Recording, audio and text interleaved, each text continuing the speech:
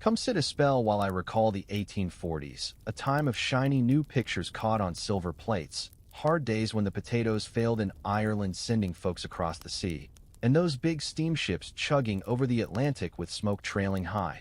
All part of everyday comings and goings back then.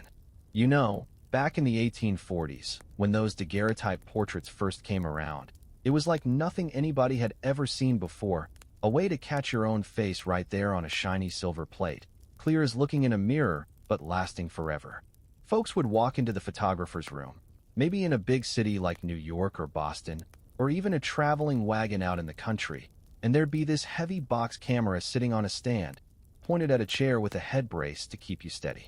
You'd sit down in your Sunday best, coat buttoned tight, hands folded just so on your lap, or holding a book to look proper, and the man would adjust that brace behind your head, gentle but firm, because you had to hold still, dead still, for a good long minute or more, eyes wide open staring straight ahead, without a blink or a twitch. The room stayed dim, only a bit of light sneaking through a cloth over the lens, and you'd hear the quiet hush as he slid the plate in, the faint click, and then nothing but your own breathing slow and even, watching specks of dust float in that thin beam while the sun did its work through the glass.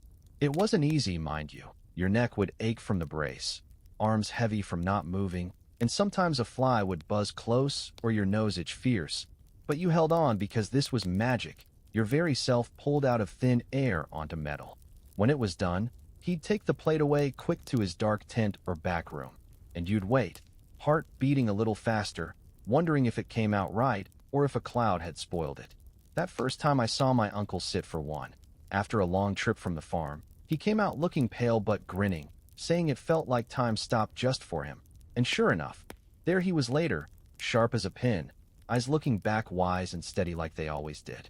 People said it stole your soul at first, some old wives' tale, but mostly it just felt like holding on to a moment before the years took it, a face frozen.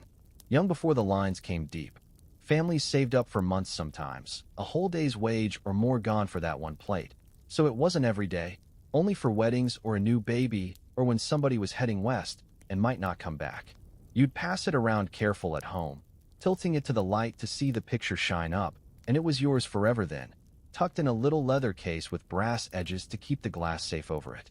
No smiling big like today, no. Lips stayed straight, serious, because any grin pulled muscles wrong and blurred the image, so you looked dignified, chin up, like facing the world head on. I remember neighbor women pinning their hair extra tight, no loose strands to wiggle, and men slicking back what was left with a wet comb, all to make it perfect. That stillness taught patience, I reckon, sitting there quiet while the world outside bustled on, horses clopping, folks calling, but you in your own little bubble with the light working slow.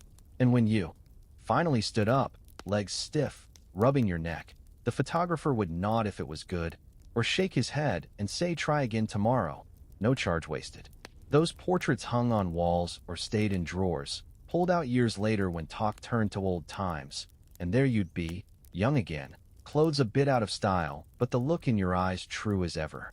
It changed how we saw ourselves, made folks real in a way paintings never did, close enough to touch almost, and that wonder stuck with everybody who tried it. Nowadays it's hard to picture waiting that long for a picture, but back then it was worth every second still, a piece of you caught clean and kept safe through all the changes coming after. The brace would leave a little red mark sometimes, faded by supper, but you'd wear it proud, telling how you sat for the new wonder, the daguerreotype that beat any painter's hand. Simple thing, really, just sitting still, but it bound families closer, gave something solid to remember by. When roads pulled people apart, that's what it felt like, anyway, plain and honest, like most good things from those days. You know, it started quiet enough in the fall of 1845, just a few fields over in the west of Ireland where the leaves on the potato plants turned black overnight, curling up like they'd been scorched by some hidden fire. And when folks dug down expecting those good white tubers to fill their baskets for winter, they pulled out black slimy rot, that stank foul in the damp air. That blight, they called it later, came from a mold carried on the wind, or maybe in ships from America, thriving in the cool wet summers that year, spreading field by field until 1/3 of the crop just vanished, leaving holes in the ground where food should have been. Families who depended on those potatoes for nearly every meal, eating 8 pounds a person a day boiled in their jackets or mashed with a bit of milk if lucky, woke up to empty pots and hollow bellies that first winter, scratching together what oats or cabbage they could find, but knowing it wouldn't hold. I heard tales from relatives who made it. Across later, how the men would stand at field edges poking sticks into the muck, hoping against hope for one good patch, but mostly shaking their heads silent as the reality sank in slow. Potatoes weren't just food back then. They fed the pigs and chickens too, kept the whole farm turning, and with them gone, livestock thinned out quick, milk dried up, and the land that had seemed plenty suddenly turned stingy overnight. Neighbors shared what little they dug up sound, passing baskets house to house in the gray mornings, but no one had enough to give away free. So children grew quieter day by day, faces pale under the freckles, while mothers portioned out smaller helpings at the table. The priests spoke of it from the pulpits, calling for prayers against the pestilence, candles flickering long into the evenings as folks knelt on cold stone floors, asking the Lord to lift the curse from their fields. But the blight didn't care for prayers. It crept east and south through 1846, hitting harder that year with 3/4 of the crop lost, turning green hills black and leaving a smell that hung over the valleys like bad news you couldn't shake. Smallholders with just an acre or two, paying rent to landlords across the sea who never saw the dirt, faced the first pinch deepest, their whole living tied to that one crop that promised cheap calories for big families, but betrayed them when the mold struck. You'd see women out at dawn scraping frost from surviving plants, salvaging what mush they could for stirabout, that thin gruel boiled hours to stretch it, burning bellies raw but filling them just enough to keep moving. Men who worked the big estates walked home empty-handed too, no potatoes for their own plots, and talk turned to the workhouses opening their doors, though pride kept many out at first, preferring hunger to the shame of lines. That first year took maybe 38,000 souls, not all from starvation outright, but from the weakness that let fever slip in easy, whole cabins going quiet as typhus followed the hunger like a shadow. Fields lay untended after, weeds taking over where shaws had withered, and the earth seemed cursed, refusing to give back what it had swallowed so quick. Folks remembered harvests past when baskets overflowed and cellars bulged full through spring, but now they rationed seed potatoes careful, planting what scraps survived in hopes the next year would be kinder, though deep down they knew the mold lingered in the soil waiting. It changed the air in those cottages, laughter fading to murmurs by the peat fires, parents eyeing each other worried over sleeping young ones, wondering how long before the strength gave out. Soup kitchens started up slow, big iron pots over open fires doling out yellow meal from America. But lines stretched long and the portions thinned as more came needing it. Evictions began too, landlords sending agents with writs to clear the poor who couldn't pay, roofs tumbling in the rain, while families huddled under hedges with their few pots and blankets. That blight hit like a thief in the night, stealing the heart of Irish life without a sound at first, but leaving a quiet desperation that built year by year, pushing folks to roads and ships in numbers nobody imagined back when the leaves first blackened. Simple farmers who trusted the land their fathers worked found it turned against them, teaching a hard lesson in how one bad season could unravel everything held dear. And through it all, the sea stayed calm, waiting to carry away those the fields couldn't feed anymore.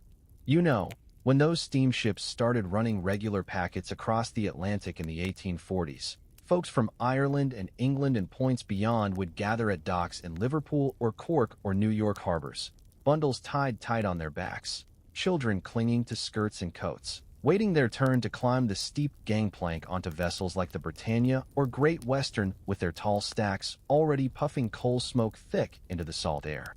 Steerage passengers, the ones with little money, went last after the fine folks in cabins, and all the cargo crates got settled, shuffling aboard with maybe a wooden trunk or sack of meal and a few clothes, paying 4 or 5 pounds a head that seemed a fortune scraped from empty pockets.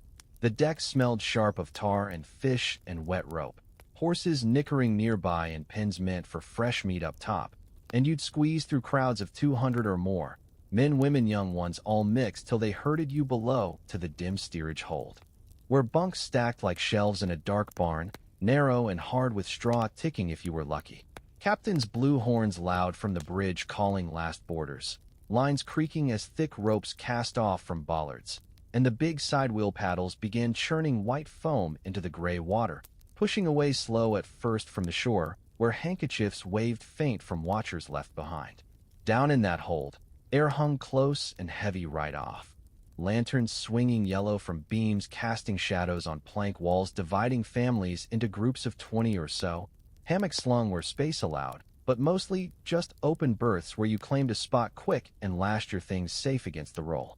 No privacy down there, just the murmur of voices in Gaelic or English thickening with nerves, mothers settling babies while fathers stared at low ceilings wondering about storms ahead, and the ship groaning as she picked up speed out past the harbor lights into open sea. Provisions came. Round once settled, hard biscuit and salt pork or beef issued weekly, 7 pounds a soul they promised, but often less, with water from barrels tasting brackish unless you boiled it careful on the few grates allowed for cooking your own potatoes or porridge. Folks brought fiddles or tin whistles sometimes, striking up reels on deck if weather held fair, feet stamping salt from planks while the paddles thumped steady like a heartbeat cutting weeks off old sailing ships that took 2 months or more. But calm days were few.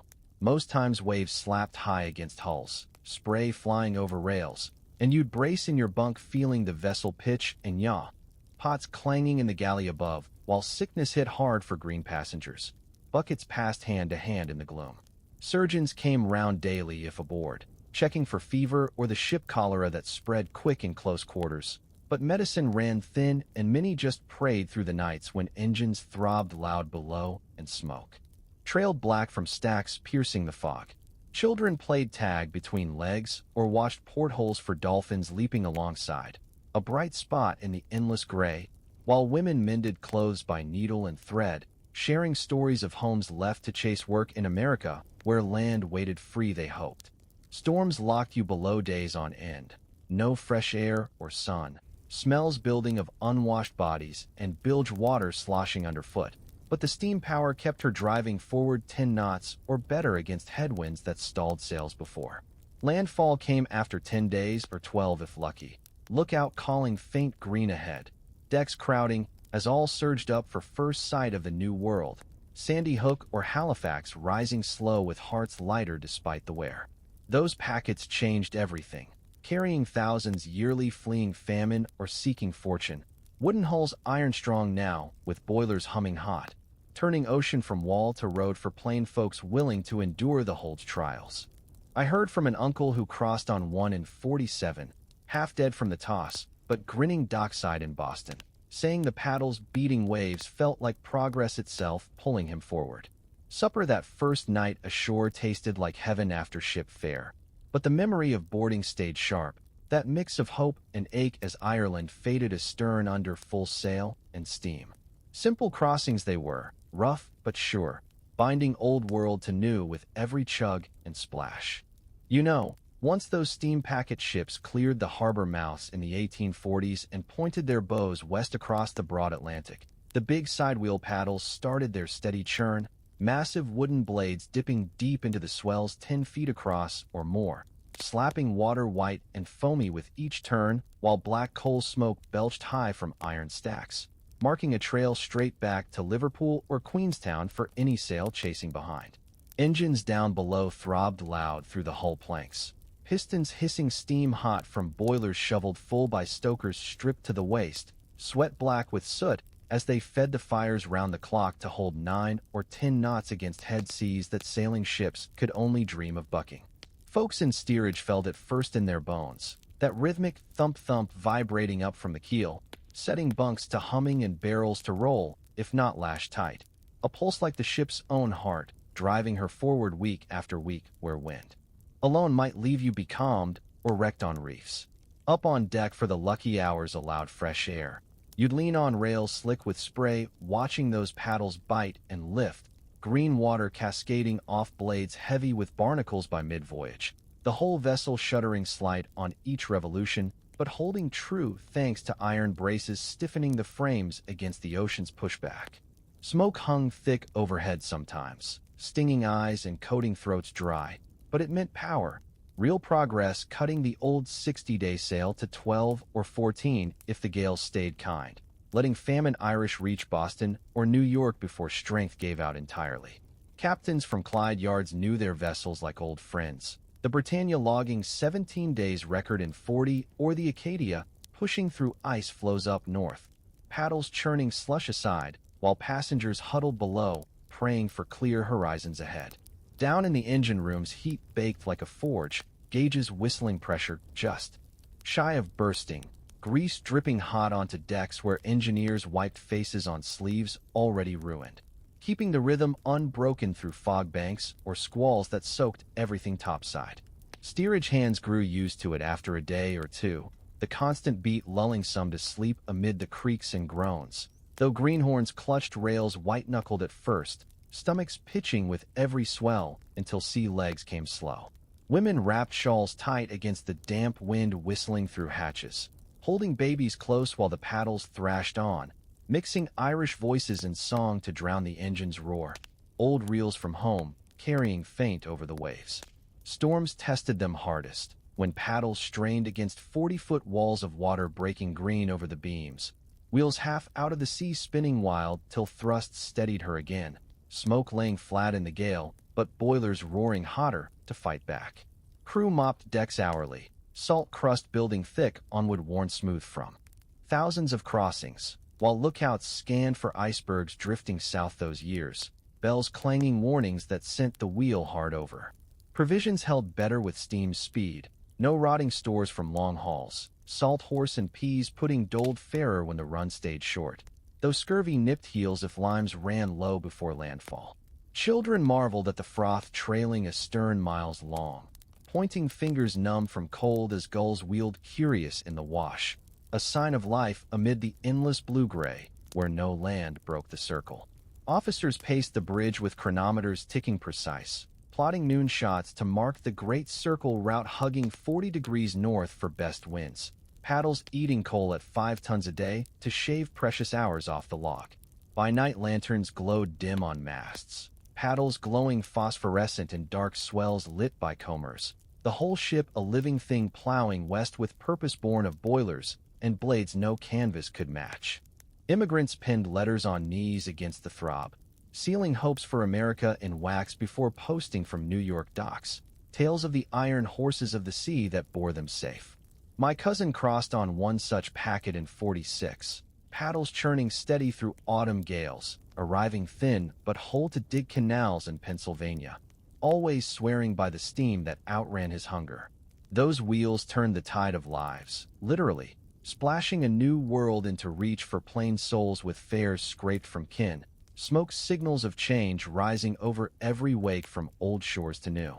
Rough work for the ship, but salvation's beat for those aboard, churning waves to foam and futures alike in the 1840s Atlantic gray. You know, out on the farm in the 1840s, the day mostly started before the sun had a chance to peek over the hedge rows, the air damp and cool with dew, and the only sound for a while was the soft shuffle of boot heels on packed earth as folks made their way to the barn. The cows would already be shifting their weight slow in their stalls, big brown eyes blinking sleep away, steam rising gentle from their backs as the warmth inside met the cold outside. Milking wasn't a chore just for the women, nor only for the hired help.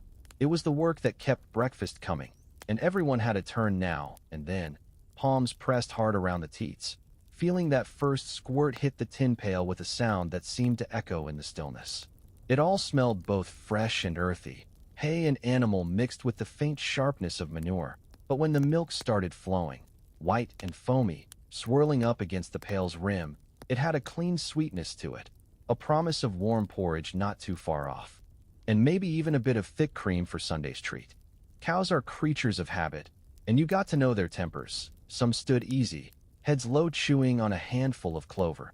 Others flicked their tails and stomped heavy if you were slow or forgot your manners. I remember old Daisy with a patch of white on her flank. She'd nudge your shoulder with her big wet nose, gentle but insistent, like she wanted you to hurry up and get things started so she could settle back to chewing. The barn itself would still be mostly dark, just a sliver of pale light coming through the cracks or a lantern set on a nail, shadows shifting as folks moved from one cow to the next. Every so often the kittens, always barn cats around, would prowl close hoping for a taste of the lukewarm milk, and you'd pour a splash on the floor, watching them lap it up frantic, little pink tongues working like the world might end before they finished. Mostly folks didn't talk much at that hour, not out of grumpiness, just a kind of gentle routine. You'd listen to the scrape of pails, the rhythmic sound as each pull filled the tin, sometimes a chuckle when the milk kicked back up and sprayed your sleeve, or a quiet word to hush a restless cow. After a while, the pails were full, heavy and almost too much for the youngest to carry, but proud to try nonetheless. Cows would head outside slow one by one, kicking up little clouds of dust, leaving the barn smelling of their passing and echoing with the faint, persistent mooing for a minute. The whole business felt steady and honest, something you could count on no matter what else was stirring in the world. Folks would head back toward the house, breath showing in the cold, pails swinging at their sides, knowing that inside on the big wooden table the morning's bread would be waiting, sometimes still warm under a cloth, and the smell of coffee brewing strong. The milk was poured off to let the cream rise, and by the time the rest of the rooms in the house filled with the bustle of children waking or would being stacked higher in the stove, you'd have butter ready to churn or cheese set to press, all born from that same early routine. Looking back, I remember the comfort that came with those hours, knowing what needed to be done and trusting that everyone did their part if they could. It wasn't just the taste of milk that made it sweet, it was the feeling of belonging in a world made sense by doing the small things right, sharing work gentle in the half-light, and watching the day begin slow, soft, and sure. Those early mornings never felt rushed, just honest and familiar, a rhythm you carried with you long after the chores were set aside and new demands took their place. Even now, thinking on it, I can still see the curl of mist out across the pasture and the patient eyes of the cows waiting by the gate. That's life on the farm, peaceful enough, steady, and good, milking cows at dawn. Back then, once the morning milk was set away and bellies had warmed by the kitchen fire, it was time for plowing, and that meant hitching up the big horses, draft animals built solid for work, all muscle beneath their shiny coats, often named for some ancestor or trait, like Old Tom or Blaze. You'd lead them out from the barn slow, their breath puffing clouds in the brisk air, and they stood patient and knowing, as if understanding what a day's work called for, never needing much coaxing when it came to the business of turning soil.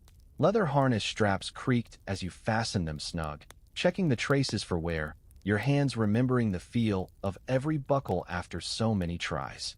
The plow itself waited there at the row's end, blade sharp and worn down from seasons of cuts, its wood handle rubbed smooth and dark by years of palms, a tool taken care of because it fed everyone at the table. Setting out into the field, you'd feel the heaviness of the land before you, rows stretching clear under the blue sky, not a fence post or boundary stone out of place, just earth promising crops if coaxed right. With a low word to your team, they'd lean forward as one, putting their shoulders into the collar, hooves digging into last year's stubble, and the plow bit deep with a sound like tearing old cloth, leaving a long dark furrow behind as sod turned up fresh and rich. You walked slow behind, holding the handles steady, boots slipping every so often in the wet or loose dirt, the sun climbing higher as sweat began to bead on your brow, even before the day had fully warmed. Mostly you kept quiet out there, just you and your horses and the field. Once in a while a lark might call or a distant dog might bark from the next farm over, but for the most part, it was the rhythm of hooves and the clink of the harness, a sort of music all its own. Sometimes a neighbor passed by on the lane and you'd raise a hand, both of you knowing there was little time for talk until the work was done. The first pass always took the most care, making sure the furrows set straight so all the others would follow, your eyes fixed ahead and your muscles locked into the job. Any wandering offline meant a crooked row, and that was shameful at season's end, so you tried hard to keep your path true, using a distant tree or the roofline of the house as a guide. After a time, your hands would ache from gripping the wood, and your back felt every rut or stone hidden beneath the ground. Still, you pressed on, switching hands when needed, letting the horses find their own pace up the gentle slope and easing them on the turns, giving them a word and a pat before starting back down another long row. Now and again, you stopped to let them rest, standing together in the quiet while the birds flitted overhead and the world seemed right-sized and peaceful. Sometimes you might look back at the neat lines trailing out behind and feel a bit of pride, knowing that soon enough, beans and potatoes or oats would sprout from your hard work, and food would rise up to fill the pantry when times got lean. It happened every spring, no matter the worries waiting in letters from town or stories shared by the postman of prices rising or harvests failing further off. The ground didn't care for gossip. It only asked patience and sweat and the steady hands that worked it. By midday, the house would call you home for dinner, the horses grateful for a nosebag and rest in the shade, and your arms tired but glad for the shape of the field coming into view, rows growing in number like tally marks on a slate. Looking back, I can almost smell the turned earth, feel the sun on my neck, and hear the harness leather as those teams carried on, step by patient step, making a future row by row. That's how food got on the table, how a family made its living year on year, not with hurry or gadgets, but with the simple, steady teaming of man, beast, and soil, plowing as they always had, and as long as land needs tending, someone always will. After the plowing was done and supper leaned ahead in the day, there was another small but steady rhythm to farm life, churning butter in the kitchen. Most folks didn't think much of it, just something needing done. But looking back, those moments took on a certain comfort. You'd start with fresh cream, ladled off after the morning's milk settled cool in its big crock, yellow-white and thick, poured into the wooden churn that stood by the window. The churn itself was worn smooth from years of hands, staves bound tight with iron bands so it didn't leak, and the dasher, long-handled, with slats arranged to push the cream. Looked simple, but did good work. It took patience, this business. You'd sit yourself down or stand with elbows bent, grasping the handle and working it up and down, steady and slow, the sound nearly musical in its repetition, soft splashes and slaps as the cream thickened bit by bit. Long before the days of fancy machines, it was just woman's work or whoever was willing, and nobody complained. Sometimes the youngest, hoping for a taste, would take turns until their arms tired fast, but mostly it came down to the grown folks, who knew how to keep that rhythm for the long stretch it took. The air filled with a sweet tang, fresh and almost grassy from the pasture the cows grazed, mixing with the heavier scents of flour and wood smoke.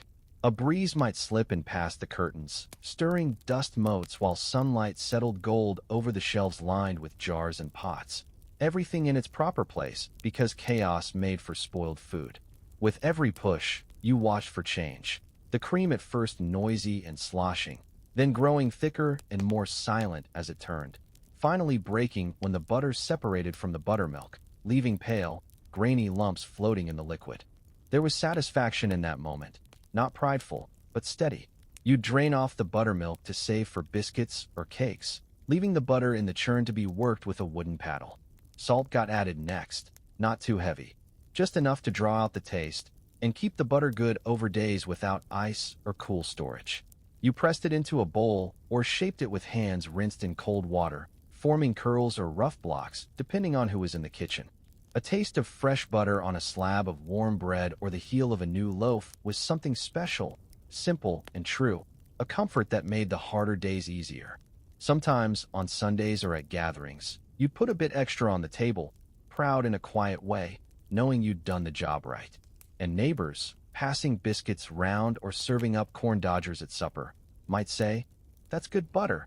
And everyone nodded because it was. It had the taste of clean fields and slow work and care taken at each step. Churning wasn't just about the butter. Kin gathered close in the kitchen when the work went on, voices keeping company while the dasher rose and fell. Folks might tell stories, talk about what was heard in town, or share jokes in the low-lit warm room, easy laughter running through the house. Evenings stretched long sometimes, but the work never dragged. It filled itself with the music of hands in motion and the quiet contentment that came from making something useful, something to last and share. Winter days made the butter harder, the cream slow to thicken in the cold, so you'd work near the stove with its iron belly hot, but the feeling stayed the same. Spring and summer brought lighter cream, yellowed by all the wildflowers cows grazed, and the butter would be spread on everything, from beans to baked apples, a flavor too rich to ignore. Even when times got lean, a little butter meant the world, made plain meals cheerful and reminded folks that steady effort brought reward, season after season. Looking back, I remember how all the small sounds and sweet smells of churning became stitched into memory. It's the ordinary things you remember most. The way sunlight hit the churn, the scrape of the paddle, the warmth of fresh bread spread thick, and the easy talk shared between sips of coffee while the day settled down outside. That's farm life. Doing the small tasks well, knowing they mattered, making butter for the table, together. When the days grew short and a hint of frost sharpened the mornings, it was time for corn harvest, a job that pulled the whole family out to the fields not long after sunrise, the dew still glistening on leaves and the stalks towering tall overhead. Those cornfields stretched in tidy rows near the garden patch or out against the wood's edge, yellow ears packed tight inside their green husks, waiting to be gathered in before the weather turned. You'd start with a sharp tug, snapping the ear loose with a dry creak of sound, then peel the husk back quick and toss the clean ear into a woven basket, hands working steady and sure even when fingers ached from the cold. Sometimes the youngest just flagged behind picking up the ones that fell, proud to help even if their baskets ended up with stones and stray cobs mixed in. The stalks themselves were rough and sturdy, scratching skin through shirt sleeves, but you hardly noticed after a spell, lost in the rhythm of the job and the easy talk of kin working nearby. Birds fluttered in the rows looking for leftover seed, and if you listened, you'd catch the steady hum of their wings and the soft chatter from tree branches along the fence. Every few feet, corn silk caught in the sun, brilliant gold in a field of green and brown, and the scent in the air, deep and grain-sweet, meant plenty in the pantry ahead. Sometimes a blue sky stretched above, brilliant and clear, but other times clouds stacked heavy and threatened rain, hurrying the harvest along with the promise of a muddy slog if you didn't finish quick. Once enough ears filled the baskets, grown folks would stack them in cribs, wide wooden pins with slats spaced, so the air moved through and dried the corn for winter. That sound, the hard slap of corn hitting planks, the creak as the pile grew, felt like progress, a sign of work well done and bread on the table guaranteed no matter what. After the best was picked, everyone would gather together, sitting on overturned buckets or carts and pulling back husks for animal feed or seed corn, hands flying, jokes traded back and forth, and time passing easy. Afternoons brought a change. Sun warmed up and the talk grew softer, legs tired from bending and lifting. Sometimes an elder would tell stories about years when the crop failed, windstorms flattening rows or bugs chewing through leaves, reminders that fortune was fickle and not every season turned out so good. But most years, the barn filled with that golden bounty, and you'd sleep while knowing the work was honest and the rewards hard-earned. For supper, corn made its way to the pot. Hominy, dodgers, or boiled on the cob, flavors sweet that dipped back to the fields with every bite. After chores, the remnants went to feed chickens and hogs, scraps scattered in the dust, and nothing got wasted. The stalks themselves might be bundled up for bedding or cut into kindling, practical as anything in a household that prized thrift. Sometimes, if the weather turned just right, moonlit evenings meant corn roasts out by the garden edge, neighbors gathering round fires with laughing faces, sharing stories and food, and making light work of what remained. Looking back, I remember the feel of rough husks in my palm, the sound of honest laughter, and the satisfaction that came from seeing a crib piled high against a biting wind. Harvesting corn by hand wasn't just picking ears. It was building security, holding the promise of easier months, and weaving together all the familiar things that turned a set of chores into something more. A celebration of season's end, the steady reward of shared effort, and the taste of autumn set down for the hard winter to come.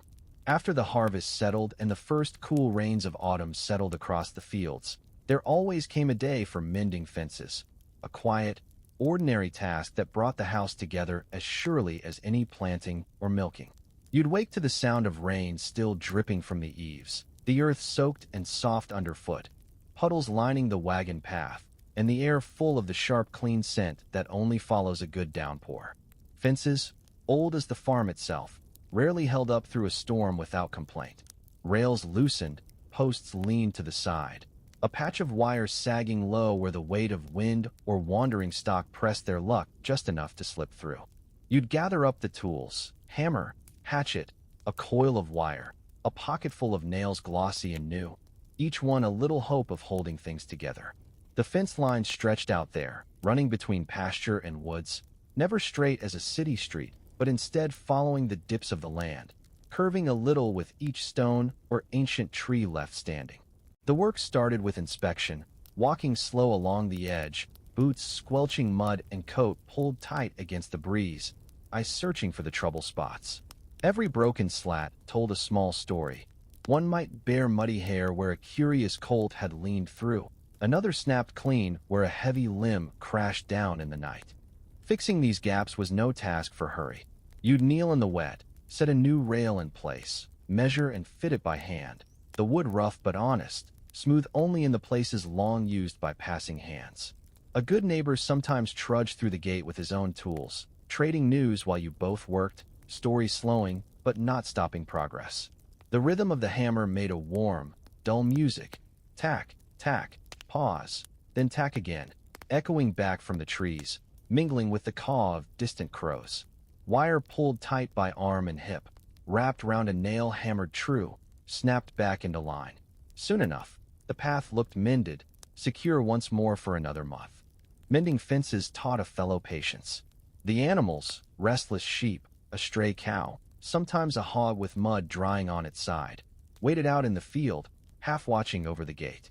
You'd keep an eye on them, ready to shoo back any escape artist, but most days they were content to graze, their trust in your handiwork a quiet kind of compliment.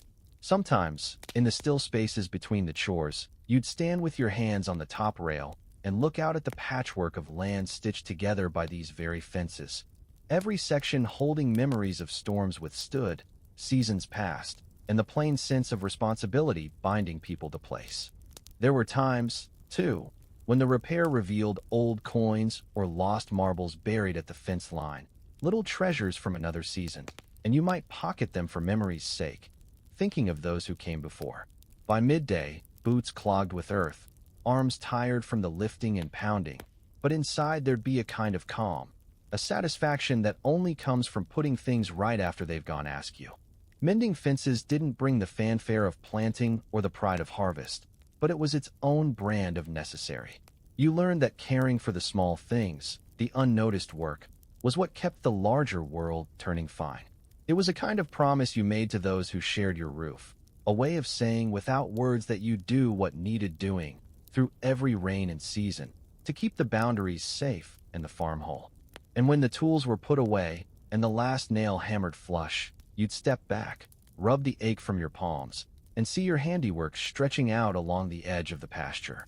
All it took was ordinary care, quiet and steady, mending fences after rain.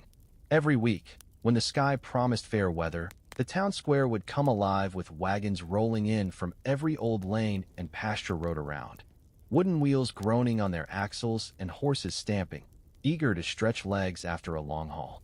Folks stacked their carts high with whatever the farm produced, baskets of eggs wrapped in straw to keep shells sound, bolts of homemade cloth folded and tied, buckets of apples ready for trade, maybe a hog or two pinned in a corner of the wagon. The whole business started before dawn, lanterns swinging from barn posts as families loaded up, careful not to forget grain sacks or a sturdy crate for the journey. Driving in meant passing neighbors in the early light, waving hello and calling out bits of news, whose calf was strong, which fields took water late, or who might be willing to swap a bundle of oats for a sack of flour. Children perched on the bench seat or rode in back among the clutter of goods, watching the world pass slow and lumpy, every rut in the road telling its own story. Dogs sometimes trailed along, sniffing at wheels or chasing up the geese startled by all the commotion. By the time wagons reached the square, the air already filled with voices, chatter rising quick and bright, echoing against the storefronts and the facade of the church at the far end.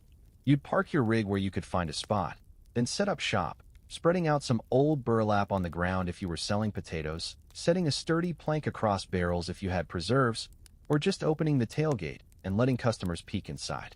All the while, horses were taken to the hitching posts or watered from a pump near the smithy, their harnesses loosened as they munched through nosebags brimming with oats. For most folks, the day was as much about socializing as about business.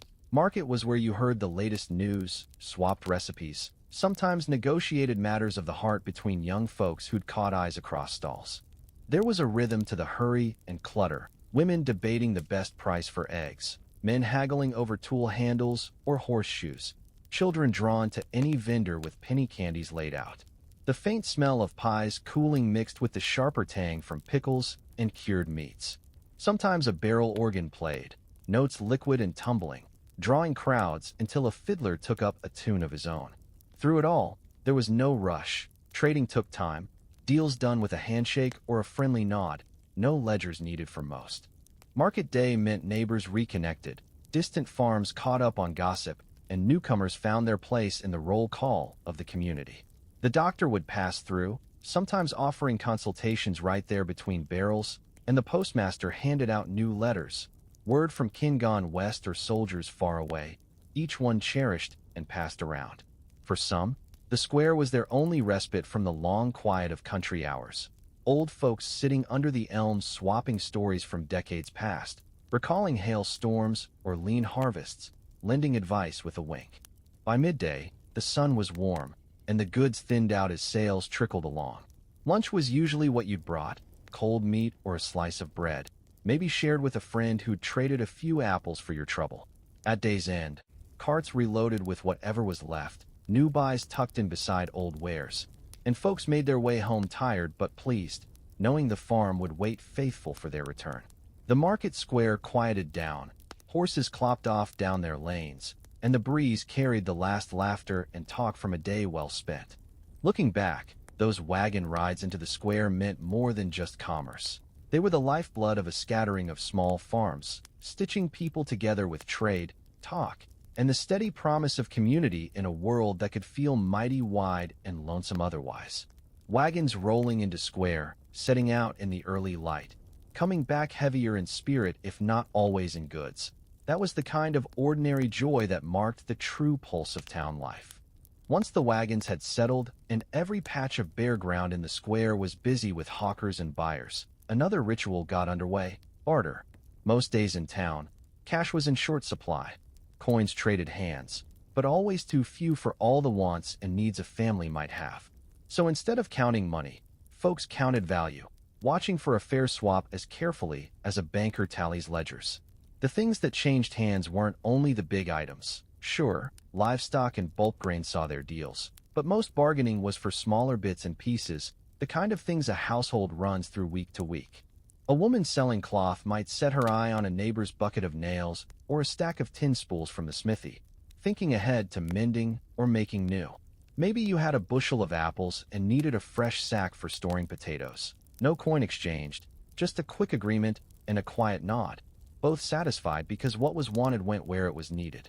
Barter was honest business. You couldn't be shy or greedy, or word got around, and the next time you needed something, the hands folded in pockets till someone else offered up. Children played their own kind of barter, swapping marbles for pencils or trading out bits of colored cloth saved from their mother's sewing. Sometimes the smith would offer a set of hinges in exchange for eggs from a farm that kept good hens, everyone knowing the quality without need for a guarantee. The market was a living thing that way, each trade echoing the trust built over years of fair dealing. The best barter was a balance, a sense that neither side lost or gained too much, and if someone slipped a bit extra into a neighbor's sack, it was remembered next time a cart broke down or needed lifting through mud. Trades happened quick, but never rushed. Folks chatted while they swapped, news of a neighbor down sick, or who'd built a new barn out past the last stone wall. Stories stretched as far as the market, and sometimes further, threading together families who only saw each other this one morning a week. Every so often, a stranger came through, his voice thick with accent or a style of dress that marked him from another town, and the regulars watched close until his deals proved him worthy, then welcomed him into the rhythm of the square. Barter had its own rules: no cheating, no clever talk to get one over on a friend. If you brought poor oats or eggs that wouldn't keep, best you own it up front, saving face rather than risking a reputation. Old-timers kept an eye on the deals, passing a wink when a young couple struck up a bit of business that hinted at future courtship, or helping a widow find a good trade for flour when her own crops ran short. Kindness wasn't merely for the church, it passed hand to hand in the market, unseen and sturdy. By midday, the main swaps were done, and folks walked home lighter or heavier according to luck and the liveliness of the market. Some went away with yarn for knitting, others with a new scythe blade, or enough salt to last till next quarter day. If you were clever, you remembered what others needed and kept it back for next week's swap, setting aside the best apples or the sturdiest bootlaces for a friend whose shoes were always wearing thin. Barter wasn't just trade, it was a way of life, stitched into every corner of the town's memory. It built trust, mended fences between neighbors, and kept the wheels turning when coin just wouldn't do. Looking back, I can hear the steady murmur of voices, see the hands shaken over deals struck honest, and feel the comfort of knowing that even in lean times, nothing good went wasted so long as folks traded fair, barter for spools and sacks, making sure everyone had what they needed, and the square kept its promise week after week. Come autumn, the market square filled with the sweet scent of apples, crisp and tart, and just picked from orchards that dotted the countryside, some trees lining old stone walls, others hidden in clearings where wildflowers grew. Apple stands crowded every open stretch along the edge, baskets brimming with red and yellow fruit. Russets, Baldwins, and seek no furthers piled so high children couldn't see over them. Most families brought their best, early pippins wrapped in cloth to keep the dew off, or late harvest Jonathans, plucked with care so skins stayed unblemished and bright. The local growers laid their baskets on blankets and old boards, apples polished up so they glowed in the morning light. Mothers checked for firmness, passing fruit from hand to hand, listening for the hollow ring that promised a juicy bite, while fathers made deals then and there for sack loads to grind into cider or slice into pies come Sunday. Some stands offered samples, thin wedges speared on the tip of a pocket knife, flavor sharp, flesh cool, inviting folks to linger and taste before they bought. Traders made little notes, marking down which family's apples kept longest or made the best sauce. Word traveling as quick as wind on market day. Young ones ran wild between the stands, sticky fingers pressed against barrels, bright eyes counting spots and stripes on every apple. Sometimes a kindly vendor tucked a windfall into a child's pocket, bruised but sweet, a small gift with no expectation but a smile. Few things marked the turning of a season better than that first bite into an autumn apple, sweet juice running down your chin, the taste of promise that winter would come bearing plenty. Some buyers brought apples from their own far-off orchards, intent to swap variety for variety. Paintings of apples, sometimes crude, sometimes beautiful, hung from tent posts, a sign of pride and a bit of country boasting. Recipes got traded, too, right as folks waited their turn. Best way to make apple dumplings, which spice to add for the pies, stories of an aunt who baked tin in a washpan during hard years when apples were all the sweets they could afford. By late morning, pies baked fresh and set steaming on stall tables, the crusts golden and thick, drawing crowd after crowd. The market filled with laughter when apples tipped from barrels, hiding prize ones at the bottom or spilling over as buyers reached greedy for the best. Even those not planning to buy snapped up the smell, lingering long enough to feel included in the season's bounty. Older orchard keepers told tales while slicing fruit for drying. How wild seedlings grown from tossed cores sometimes bore the tastiest apples, or how one tree survived both frost and fire to stand at the center of every family picnic. Newcomers learned by watching, listening for what made a reliable crop, how many baskets to bring, how to keep apples crisp long past first snow. When the trading slowed, the leftover apples became the center of small celebrations. A cider press rigged up right in the square, pails toted from stall to stall, everyone taking a turn at the crank until juice ran fresh and sweet into tin cups. Children danced around, cheeks flushed for the first sip, and their parents grinned at the sight, knowing the cider would last through winter, a treat in cold months when the trees themselves stood bare. As the sun drifted higher, the apple stands emptied, baskets stacked for next week, a few bruised fruit set aside for preserves or to feed the hogs. Market folks carried their apples home, hands sticky and hearts light, knowing the season's work was rewarded in simple joys and tastes remembered. apples overflowing in the market square, a sight that stays with you, a simple abundance that marked those years as good no matter what else came hard. I remember those days when the heart of our home pulsed steady with the routine of fire and bread and quiet conversation, the fire crackling in the old grate, drawing us close to its glow on the chill evenings when the wind rattled the shutters and autumn pressed closer with every passing dusk.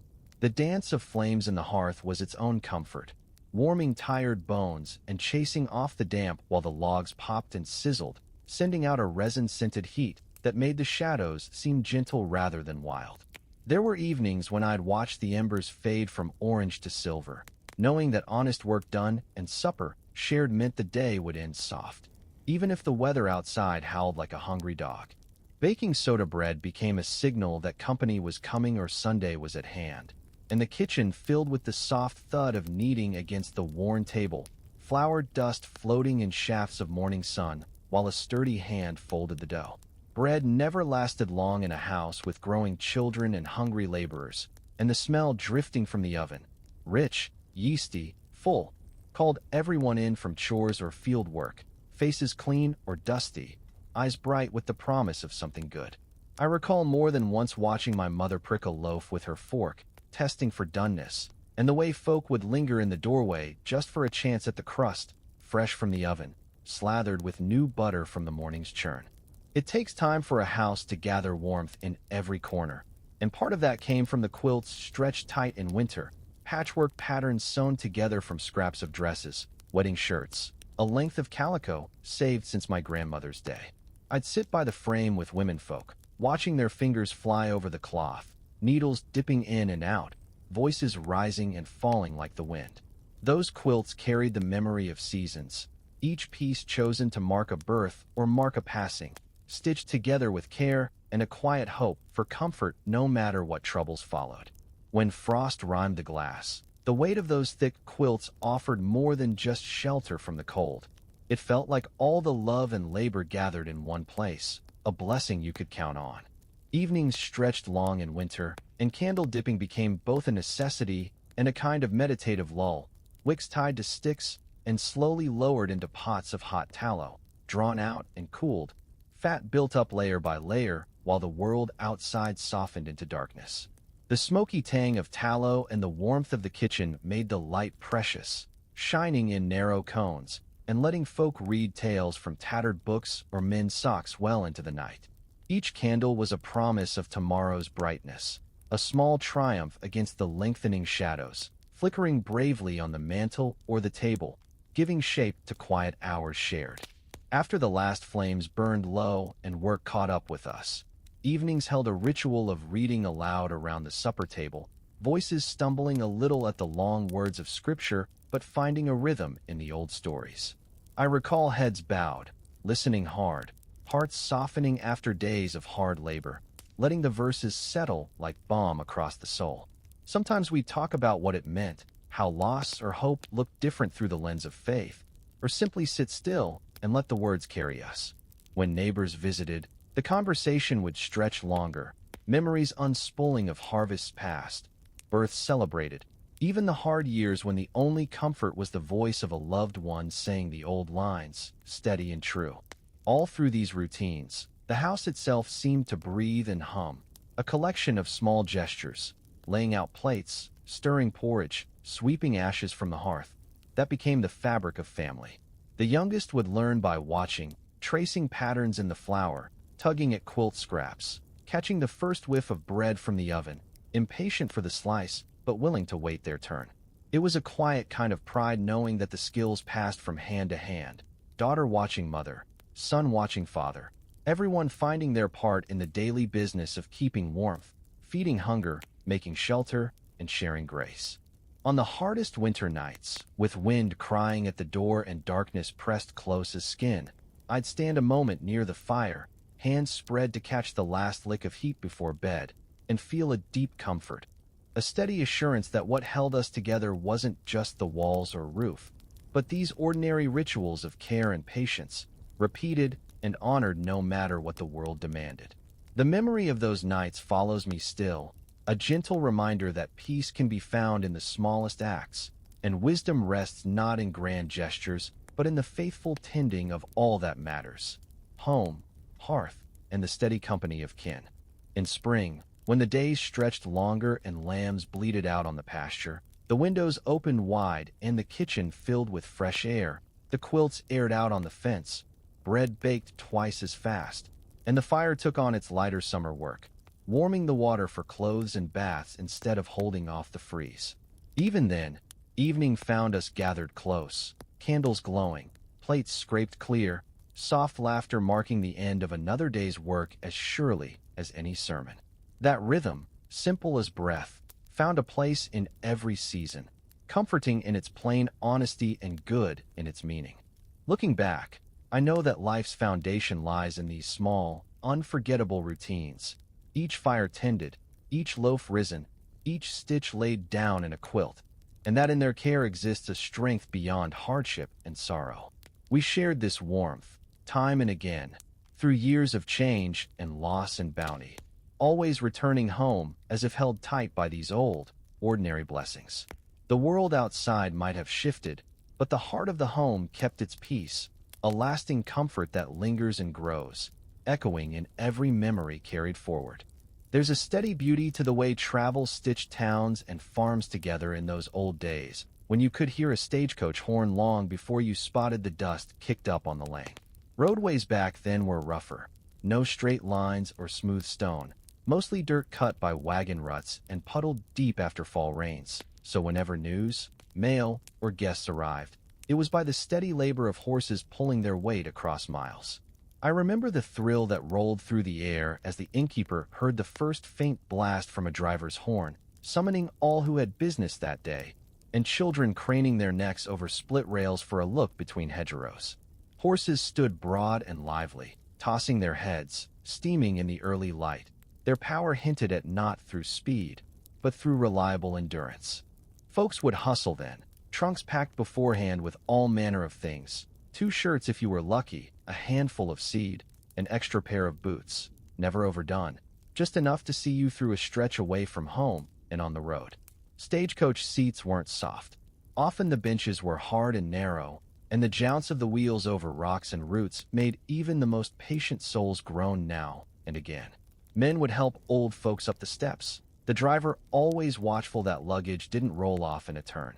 The inn itself made the last call, boiling coffee for those about to leave, passing out advice on the storm front up ahead, and sometimes squeezing an extra passenger if the bags weren't too many. Moving along those roads took a special kind of tolerance. The horses plodded on, their shoes clanking against stones, and every jolt threatened to spill your hat or pinch a hip. I felt the dust cloud up in rings around the wheels, filling the coach with a taste of earth, hearing laughter break out as the road took a tough bend and everyone slid just a bit sideways, crowding together for a moment. It wasn't only the travel, but the chance to share space with folks heading the same way, swapping stories about distant relatives, market prices, how the last winter went, or who was courting whom behind the parlor door. The real rhythm of travel revealed itself in the changing pattern of stops. Water was as valuable as shelter, so when the coach pulled up alongside a farmhouse, its well freshly dug and the oak bucket glimmering by the pump, every soul took advantage, stretching their legs, spirits lifting as horses nuzzled for oats and had their coats brushed free of sweat. You could see hospitality at its truest, a pie left cooling for a hungry guest, a handful of feed tossed to the birds, greeters leaning on gateposts offering news of the outside. Sometimes, these stops were mere minutes, a rush to swap fresh teams for tired ones. But in others, folk lingered, soaking in companionship as long as the day permitted. Alongside passengers traveled packets of mail, big cloth bags stamped and sealed, guarded tight by drivers who understood what news and hope they carried. Letters between sweethearts, business orders, notes from kin who'd gone west, each carefully bundled, changing hands with more reverence than gold. When the coach finally reached a major posting station, townsfolk gathered quickly, hands out for their turn, joy sometimes breaking into tears. A message from afar could carry not only news, but promises, goodbyes, and sometimes the first word of a wedding or birth no one yet knew. These packets made the world smaller. Each stage run a lifeline that stitched together families scattered miles apart. One thing that marked those days special was the pleasure in stopping for supper at a house nestled near the roadside. A plain thing, never too grand, but marked with warmth. Travelers bundled inside, coats hung on hooks, faces scrubbed of dust, greeted by the smell of stew bubbling and bread just out of the oven. Everyone tucked in, a simple blessing said before the meal, plates filled and shared, stories flowing. Candles lining the table just bright enough to show the contentment stretched across faces, the peaceful hush that only comes to folks who know they've earned rest. The night pressed close on the coach when travel lasted long, lantern lights swinging outside as shadows curled along the fields. Sometimes the horses slowed to a trot, the wheels squeaking quiet, and the road ahead vanished to nothing but a memory of where the last bend led. If the driver was a good one, he told stories of storms weathered, of old travelers who'd always tipped their hats or folks who'd caught a coach west and never returned. There's a patience in knowing you're riding through land shaped by hundreds of wheels before you, a living thread of all the miles gone before. Travel by stagecoach meant more than getting from here to there. It offered honest connection, a chance to look out windows, eyes set on farms and hills, to wonder about the work happening behind each shutter, to contemplate how laughter, news, and worry passed from hand to hand. Each journey took on meaning shaped by the road, sometimes quick with urgency, more often slow and steady, bearing no luxury beyond an honest effort to arrive safely. In the end, stepping down from the coach, boots meeting crushed grass beside stone, brought a simple gratitude, a certainty that you'd been part of something both old and ongoing, stitched together by path, horse, and the easy grace of movement. If I think back to those journeys now, there's a calm in knowing they happened as they did, shaped by quiet endurance and a trust in the path laid out ahead by generations before. Travel might have brought discomfort, rain, and the clatter of wheels, but more than anything, it carried folks forward through times uncertain, binding the community with each arrival and every good road taken. More than a way to get somewhere, stagecoach travel is a memory of togetherness, one that drifts through the years, rich and lasting, and still brings comfort in the telling. There's a peculiar comfort in remembering those times when a community gathered, not for spectacle or ceremony, but because the business of living required many hands and a generous dose of neighborly goodwill. Barn raisings, quilting bees, harvest suppers, and wedding dances on the green. They stitched together more than just the fabric of daily life. They made the world feel close and familiar, each person visible and needed, every act drawing folks nearer, even when the fields stood empty and the houses quiet. Barn raising, to start, was never just the hammering of timber or the setting of beams.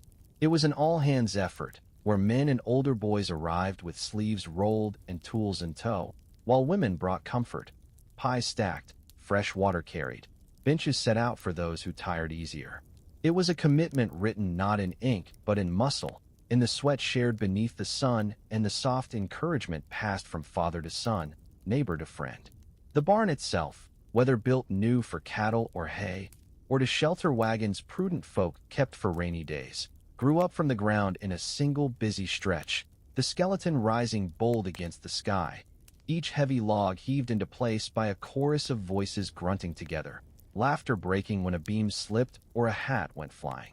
Young ones played around the edges, learning the taste of dust and effort, sometimes stealing a pie cooling near the wagon, but mostly watching how real strength was never lonesome, but multiplied by company. When dusk came and the ridgepoles set, there'd be cheering and hands shaken, and everyone knew. This barn was theirs as much as the owner's, a sign of land respected and burdens lessened by coming together. Community wasn't just about work, though work gave it much of its substance.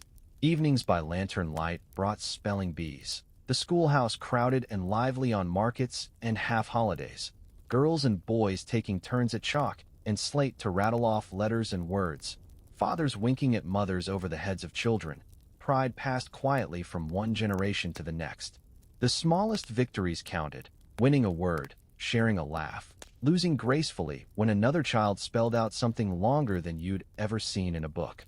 These events measured not just intelligence but belonging. Nobody was left out, and all could try their hand. The winner might get a fresh-baked roll or a ribbon from the teacher, but the real prize was the warmth that filled the small room, echoing after bedtime, brightening chores come morning. Harvest suppers marked the year's true turning. Once the hard work of bringing in crops finished and fields gave all they could, tables were drawn together, sometimes 3 or 4 end to end, set in the big room of the town's meeting house if weather or crowd made it necessary. Plates piled high, turkey roasted, beans simmered, fresh apples sliced, bread soft and crumbling, born of the very ground and labor everyone shared. The food tasted better because it meant something. Folks swapped recipes, traded stories while passing platters, and ate with a patience shaped by months of toil. Talk covered weather, planting, who'd gotten sick, when a neighbor's son might come home from far away, the price of flour in town. There was always laughter, too. A child dropping a spoon, old man telling jokes too worn to be funny but appreciated for the comfort of repetition. By candlelight, faces were drawn close, cares softened by fullness and companionship, the night stretching pleasurable beyond the ordinary bounds of place or family. When special days arrived, a wedding out on the green, maybe, or a new member joined through birth, celebration filled the pasture. No fine clothes required, just boots wiped clean, dresses smoothed, hair brushed for the occasion. Fiddlers played old reels and new tunes alike, their bows flying and feet stomping grass flat in shared delight. Cakes baked, sometimes simple, sometimes fanciful, were cut and eaten while the sun went down, laughter running through the air as dancers circled, pairs swapping with each song. It was a kind of happiness that owed nothing to wealth, depending only on willingness, to show up, to clap hands, to dance until the feet ached, to wish well on the newly married, gifting small tokens or promises scrawled onto sheets of paper for the future. Folks mingled by the edge, catching up on news, sharing wisdom, or just listening to the music and the bright chirr of crickets as twilight settled. Sometimes camp meetings drew the biggest crowds, when preachers from far or near set up under the trees for a week of hymns and testimony. Family wagons parked edgewise, folks sleeping as best they could, morning stubble shaved by cold creek water, the smell of firewood fresh, sermons rising powerful as hope itself. Hymns poured out in chorus, not only on Sundays, but whenever a mood called for rejoicing or healing, passing through the leaves and stirring hearts. There was comfort in these gatherings for those who hungered, not for food or shelter, but for words that rooted them. Faith shared, grief set down for a while, joys heightened by the echo of togetherness beneath sky and bough. Even those unsure of belief found a peace in sitting close, heads bowed, swaying gently or murmuring the old songs. Children learned firsthand that goodness wasn't measured just by what you knew, but what you did in the company of others. Quilt raffles and small fundraising schemes showed the way folks cared for those in need. When a winter turned harsh or a harvest failed, hands took to sewing squares together, hearts, stars, homes stitched from bits of worn clothing, pieces too precious to throw away but lovely when joined. Tickets sold for a penny, blessings wished for every number drawn, and when the winner's name came out, laughter erupted. The real reward wasn't the quilt, sturdy and warm, but the feeling that everyone had contributed, given what they could, ensuring no one went cold or hungry unremarked. This practice wove a kind of safety net broader than any fence or law, binding hearts through generosity. Every stitch, every coin, every heated word in the planning meeting tracing the shape of kindness. None of these gatherings were particularly grand or important from the outside. Yet in the telling, they fill the memory with texture and meaning. 1,000 small gestures, not done for show or record, but for the day's real needs. Evenings afterward brought quieter talk reminiscent of what had passed.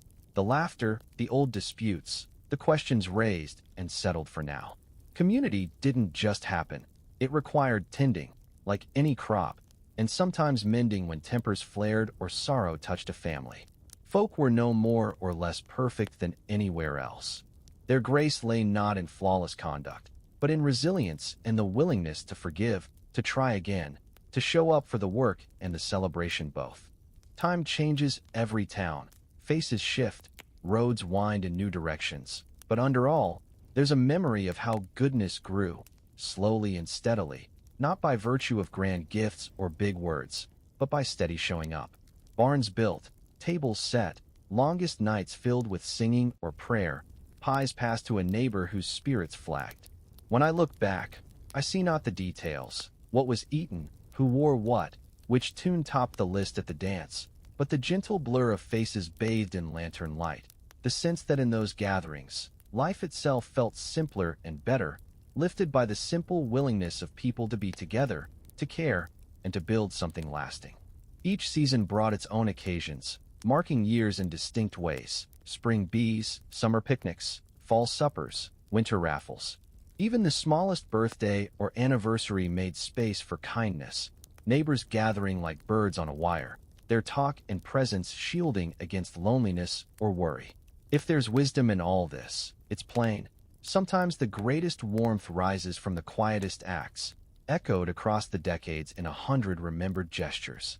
I have carried these community memories into every hard year, each lesson of patience and comfort, the reassurance of belonging when storms came and hope ran thin. It wasn't the buildings or land that made the deep comfort last, but the gatherings, bodies close, hearts open, a shared table, a song lifted together as dusk settled. Barn raisings, dances, suppers, hymns, bees, and raffles. Year by year, generation by generation, all these ordinary gatherings sifted into memory and became, in their way, the very soul of the time. No book records every word, no portrait captures every face, but still the feeling lingers, as sure as the warmth in a hand clasped after supper, a light left burning in a window, a spare quilt stitched for someone else's comfort. That's what community looked like: plain joy, quiet labor, and steady kindness, growing stronger together, one gathering at a time. You never truly understood the heart of a place until you saw how it felt when people left, and how they held on to each other whenever they could, especially in the years when leaving became more common than staying, when grief and hope mixed together in the steamer trunks and bundles that went onto the decks of packet ships, or in the quiet partings that happened at the edge of a stone lane after a long walk and a long silence. I can still see folks gathering at the crossroads, those mornings when spring came late or hunger pressed too close, the talk gentle but pained, mothers clasping hands tighter than usual, fathers staring off toward the horizon, their thoughts miles ahead of their bodies. It was in these moments that the community changed, stretching across oceans, each goodbye stitched with the promise to remember, through letters and stories, through prayers whispered into the cold dusk after supper, through the keeping of old habits even as new places were found. Not all farewells were final, but each one carried the weight of uncertainty, the question of whether the wind and tides would be kind enough, if the city on the other side would offer work, or if memories of home would outlast the hardships and oddness that met so many far from their native fields. I remember neighbors sitting in church pews, faces drawn in the candlelight as prayers went up for safe passage, for good fortune, for the strength to keep going.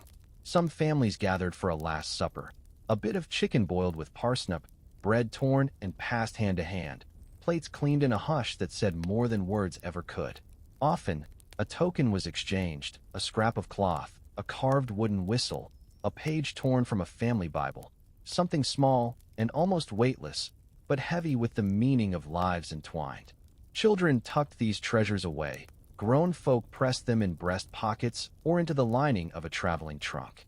The night before a journey was slow, but full of the business that kept hands moving, packing, sewing patches onto a shirt, wrapping up bits of cheese or a heel of cake to keep on the road.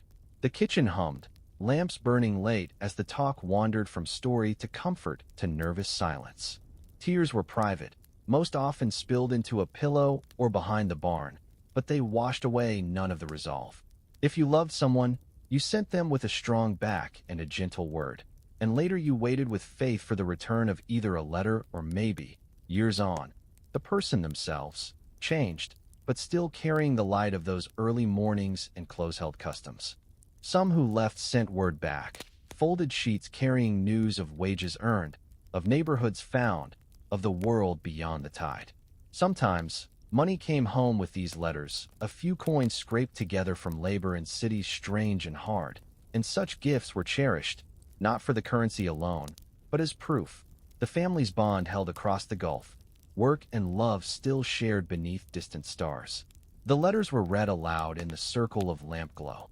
Children listening sharp, everyone noting who had met whom, what the work was, what the climate, what names ought to be remembered when next prayers or stories were spoken in the house or church. But all the same, there were many who did not return. The graveyards at home filled slower than the city churchyards of Boston, New York, or Quebec, where many a wanderer found their rest, sometimes with only the scrawled name or the memory of a vanished tune to mark their passing. The news of such loss came by letter too, softening the voice that read it, leaving rooms quiet for long days after. Still, the great work of living pushed on, in the tending of fields, the mending of walls, the gathering of the scattered, each person a thread in the larger tapestry. The pattern altered with time, but no thread truly lost. Of those who remained, it was the holidays and festivals that kept the fabric whole. There was always a holiday on the horizon, a saint's day in spring, or the harvest celebration just as the cold began to bite. People came together, bringing whatever they could spare for the feast. Even when flour was short or meat hard to come by, someone always seemed to find enough to set the table. On these days, laughter outstripped sorrow, even if it was only for a while, and the customs were observed as they had been for generations. Old songs sung in the dusk, dances trod in muddy boots on beaten earth, the blessings spoken in a voice both hopeful and tired. Younger ones saw these gatherings as ordinary, perhaps even dull, not knowing that each dance, each shared piece of pie, was an act of gentle resistance against loneliness and forgetting. The grown folks saw it more clearly. They saw the empty places at the bench, the extra plate laid just in case. But they pressed on, telling the same stories with a little more laughter or a bit more softness, recalling better harvests or grand weddings past.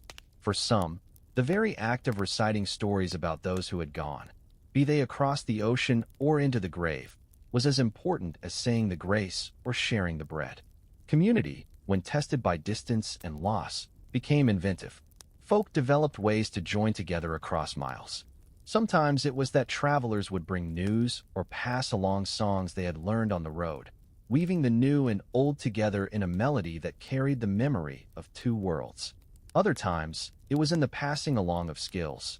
How to make a certain kind of stew with flour and what vegetables you could find, or how to hang a door so it wouldn't sag no matter the timber at hand. These little pieces of knowledge, so practical and plain, were gifts given freely, making strangers welcome wherever they landed. Evenings by the hearth took on new importance, especially in those years when it seemed too many faces were missing and too much depended on the labor of those left behind. The talk lingered long, stories stretching and weaving new threads from old, and sometimes you'd hear a tune from the next room, or the thud of boots on the porch signaling a traveler passing by, a reminder that not every journey ended in departure, and that sometimes the world came home again, unexpected, with stories and news to share. Children asked questions on such nights, about the world, about what was past, and what might be yet to come. The elders answered as best they could, shaping hope from ordinary things. The warmth of a blanket, the flicker of fire on the ceiling, the surety that the bitterest days wouldn't last forever if folk kept faith and cared for each other. These were not speeches meant for books, only the gentle assurance that a little love and a little work could fill even the darkest spaces. With enough time, losses softened, not forgotten, never entirely set aside, but made gentle enough to bear. Photographs came, sometimes, wrapped in foreign paper, or a carefully copied verse arrived with a money order, or a visit was paid after many years, and people saw in the visitors' face the echo of those who had gone before. Old objects grew richer in meaning. An apron, a fiddle, a line sung beneath the breath, each one a proof that the lines between here and away, between what's lost and what remains, are thinner and softer than they seem by day. The cycle rolled forward, each season bringing its own reminders. Spring was a comfort, lengthening days, shoots poking through frost-damp earth, the renewal of life not just in the fields but in those left behind, in the laughter and work and habits that never changed no matter which way the wind blew. Weddings continued, children were born, pies were fixed and delivered to new neighbors, seeds saved and shared. The community, shaken but unbroken, made new routes for itself whichever way the future led. And so through the seasons, the gatherings, the farewells, and the returns, people held on to the traditions that defined who they were. Funerals mixed tears with laughter, the sharp pang of loss cushioned by the memory of better days. Weddings braided hope into the future, even as folk remembered the old ones who had stood in the same spot, spoken those same vows under the same patch of sky. Music kept its place, as did the lines of prayer and poetry, passed mouth to mouth, heart to heart, as sure and steady as the tide. None of this was easy, and at times the world felt emptier than it had before. But the comfort of shared work, of memory honored and hope renewed, created a kind of peace impossible for sorrow alone to break. People did what they always had, greeted each other with warmth, shared what they had, faced hard years with courage, and clung to one another as if the world itself depended on the stubborn will to remember what had made them a people in the first place. What lingered, finally, was not the grief or even the change, but the sense of belonging. The truth that no one ever truly vanished from these old places, that their stories stayed in the air and the soil and the quiet company of those who kept the fires burning, the bread rising, the doors open for the next memory to arrive. That's how the world keeps turning, and how the old times live on, gently, night after night, in every telling. There are years that pass soft as a morning fog, and years that press hard, carving lines in the faces of those who endure them. But through every kind of day, the pattern of daily routine holds families together. I think now on the ways work and rest, noise and quiet, hope and worry cycled through the course of the week, each task known by heart and rarely called by name, but always lending shape to the hours. From dawn's gentle stirrings to the slow hush of evening, there was a rhythm to life that needed no clock, just the rising and setting sun and the voices that filled the spaces in between. Sunrises began before you were ever quite ready, pale light finding its way between the slats of old shutters, coaxing even the sleepiest child out of dreams with the sound of a rooster somewhere outside and the low calling of cattle ready to be milked. There was always someone up first, whether by habit or necessity, laying kindling on the ashes in the kitchen stove and warming water for tea if the day sought comfort.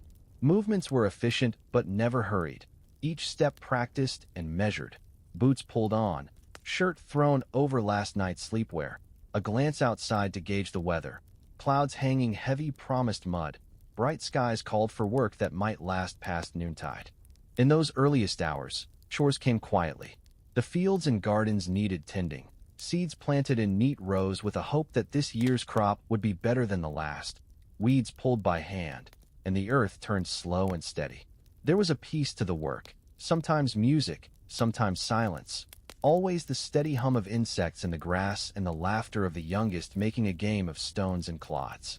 I remember the ache of muscles after the first turning in spring, the satisfaction in neat furrows formed by careful hands, the way the rich smell of earth earned its place as a sign that all was right with the world for those moments at least. Bread baked in the oven was not only for food, it was the way the house declared itself open and welcome to every neighbor who might pass by. The kneading was a kind of meditation, the folding and rising and baking offering more than just sustenance. It was in the bread that mothers whispered encouragement, fathers offered advice, and children learned patience as they watched each stage of transformation. Sometimes the loaf cracked on top, signaling good fortune. Sometimes it rose short and dense. No matter, it was always shared out, slices spread with butter or syrup, filling bellies and hearts. Noon meant a pause, a breaking from urgent work and a return to stories, to laughter over bowls of soup steaming and bread crusts piled in baskets. The table was a place for news, tales of new calves, the price of candles in town, the prospect of market customers. If a visitor arrived, a place was set, and no one ever left hungry. Even arguments, if they came, were soft by the meal's end, forgotten in the business of clearing plates and wiping the table in wide, contented sweeps of a damp cloth. The hours after lunch gave everyone a chance to breathe, to think, to mend fences, or simply watch the trees sway while the world kept its slower rhythm. The afternoons stretched wide, sometimes filled with chores, sometimes with small pleasures, a walk to the stream to fetch cool water, or a trip to the edge of the woods for kindling and wild herbs. In summer, folks found comfort in the shade, a brief relief from labor, humming old songs or telling stories that had only the faintest anchor in fact, but were recalled and retold just the same. The routine was not all physical. Letters came on certain days. Market day always bringing a shuffle of feet and a trade of goods, penny candies for the young, spools and salt and sugar for the household. Each trip to town meant news. News meant worry or celebration, and celebration found its way home in fresh apples or a bolt of new cloth promised for a daughter's next dress. Evenings were gentler than the rest of the day, the air thick with the smell of wood smoke and the promise of comfort. Lamps and candles were lit one by one, a row at the hearth, a single flame on the mantel for reading. The talk grew slower, stories stretched out, faces drawn close in the golden glow. Quilts appeared as the season shifted, laid across laps, handed round for repair, stitched by a dozen hands as voices murmured to the rhythm of the needle. Chores would finish, animals settled for the night, dishes stacked and dry. Finally, all was quiet except for the low music of the wind and the soft step of someone checking the latch on the door before heading to bed. The pattern was learned young and practiced well into old age. I think sometimes we measure the comfort of a life less by the riches gathered than by the steadiness of routine, the knowledge that what needs doing will be done, and done together. Even when the world seemed wider and more confusing, when letters brought worrying news or the fields disappointed in a dry year, that steadiness stuck. The grain was milled, the cows milked, the bread baked and eaten, the house swept, prayers spoken at the end of day. Those evening prayers held more than hope. They marked gratitude for the day's ordinariness. Sometimes the scripture was read in full, sometimes just the quiet mention of names. In joy, in loss, in worry, or in strength, being together meant everything, and resting in the peace of shared labor and simple fortune was enough. The night could be long, winters sometimes bitter, but routine kept the spirit sure. It was the thread that tied each day to the next and every person to the land and one another.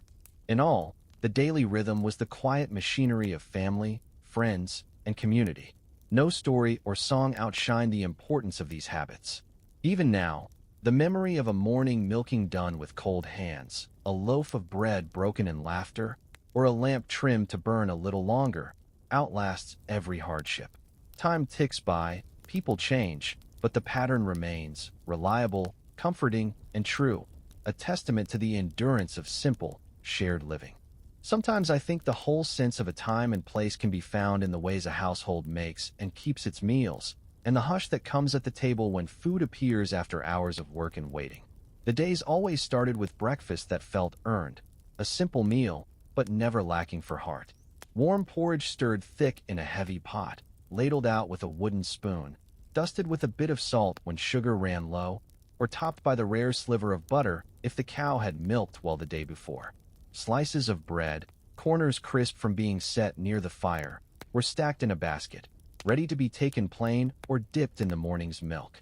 Sometimes it was cold ham, reddish and sweet, left over from a supper 2 nights before, fried up with eggs gathered in the dawn light, each shell different as a thumbprint. After breakfast, the table was cleared, crumbs brushed into a cloth, cups rinsed and hung, and the day would unfurl, every person setting out to their own bit of work. The middle of the day brought its own comfort. Light streaming in from a sky that might be gray or bright, wind sighing along the edges of the house, or sun glancing sharp off every washed plate at the window. If the hunt or the field had been kind, a stew might be set simmering since morning, the smell of it winding through every room, luring workers back from fences or garden rows. Some days, it was just beans and bread, or potatoes boiled soft, mashed with a bit of broth. But even the simplest fare meant comfort, shared by all, nobody left out. At the table, it didn't matter how rough the morning had been, nor what trouble waited in the afternoon. People found themselves settled by the rhythm of eating together, stories exchanged in low voices, plans made for the farm and the children and the small dreams that kept everyone hoping for more. Something sacred lived in the little chores that followed. A daughter sweeping the crumbs into a dustpan, a son carrying water up from the well, a mother quietly setting aside a portion for an old neighbor living alone down the lane. There was a sweetness in the sharing, a gentleness in how nothing was wasted, every skin or crust meant for soup or pig slop, every pitiful scrap valued as a piece in the greater puzzle of surviving and thriving side by side. Suppers held a different richness, signaling an end to work and a drawing together. The fire would be built tall for the evening, bread sliced thicker, and sometimes a pie would arrive on the table, its crust gleaming with a little sugar saved back for just this purpose. Meat was sparsely used, but not unwelcome, and on night when there was company or reason to celebrate, a birthday, a return from far away, or just a clean bill after sickness, the table grew heavy with bounty. Candlelight softened faces and let the laughter run longer, gave voices a gentler buoyancy, and made the house feel whole, no matter how battered it might stand beneath the storms of the year. Through these mealtimes, I watched as new ways crept in alongside the old, recipes borrowed from neighbors who'd come from other lands, or brought in by kin returning from the city, new spices added to old stews, or different ways of baking bread handed from mother to daughter, tested and adopted without a second thought.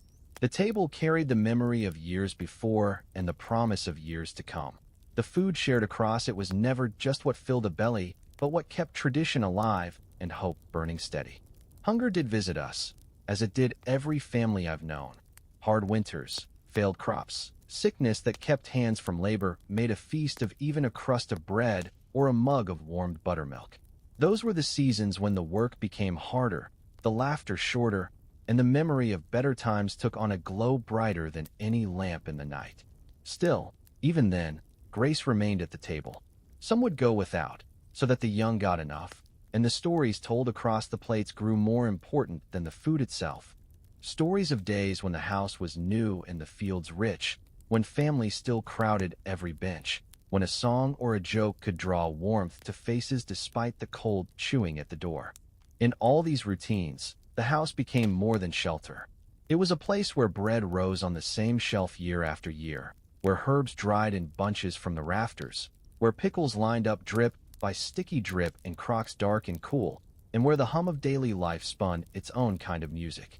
Evenings saw needle and thread busy in one corner, the voice of the youngest learning their letters in another, while someone else checked the pot or replenished the wood. Sometimes the old dog would wander through, dropping himself down near the stove with a sigh as if to remind everyone how contentment could be found in simply being present and warm after a long day. As the seasons shifted, so did the meals and moods. Spring teased with the promise of green things, wild onions, or the first sour tang of dandelion, soon followed by radishes or peas plucked fresh from the vine. In summer, everything brightened, fruits swelling on the trees, berries staining hands and mouths pink and purple. Fall turned the kitchen into a festival of jars and boiling kettles as excess was put up against the fickle promises of winter to come. The long, cold months circled everyone back to heavier food, to broths that stretched meat as far as it would go, to root vegetables stacked deep, to cornbread and gravy, and, if fortune allowed, to a ham hung sweet and smoky in the rafters for special days. Holidays, ordinary as they might be, were marked in food. A goose fattened for Christmas, eggs hidden for spring, the smell of spice drifting down the lane to signal a gathering that would last till the last drop of tea. It wasn't just the food that mattered, but who arrived to share it. A wandering cousin, a lonely neighbor, a hired hand with nowhere else to go. The table always seemed to stretch, another place set, another napkin folded, a slice held back till everyone had their share. The kitchen, ever the center of warmth, doubled as the place of healing, of learning, and of farewells. It was by the stove that hot poultices were prepared for wounds half-healed, or where elderberries simmered into syrup during feverish seasons.